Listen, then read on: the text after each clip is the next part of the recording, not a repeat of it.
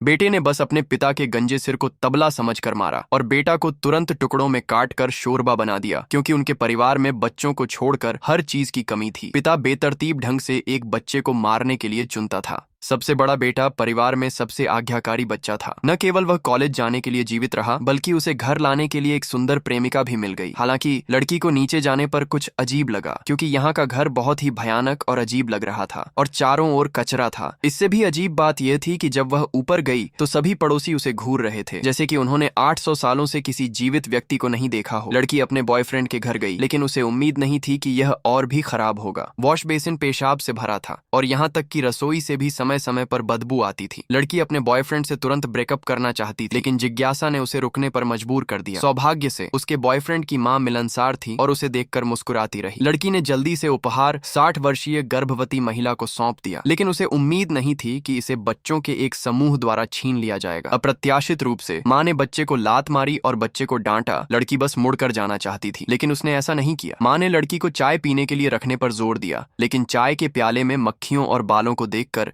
लड़की वास्तव में इसे नहीं खा सकी। जब लड़की अपने प्रेमी को जाने के लिए कहना चाहती थी तो उसके प्रेमी का पिता वापस आ गया। लड़की को इतना मासूम और प्यारा देखकर उसकी लार बहने वाली थी। उसने लड़की को रात के खाने के लिए रुकने पर जोर दिया। उसके बाद उसने एक बच्चे को रसोई में खींच लिया और फिर मां को ताजे मांस का एक थैला देकर पकाने के लिए कहा। रात के खाने समय वह लड़का लड़की को कहीं भी दिखाई नहीं। आदमी ने सीधे कहा कि मेज पर शोरबा लड़के का था। लड़की डर गई और जल्दी से शौचालय में छिप गई, लेकिन उसने अपना मूड ठीक किया और बाहर आई। पूरे परिवार ने लड़की को ऐसे घेर लिया जैसे वे शिकार की तलाश कर रहे हों। इसके बाद लड़की के साथ क्या हुआ, जाने के लिए कमेंट में पार्ट 2 लिखें।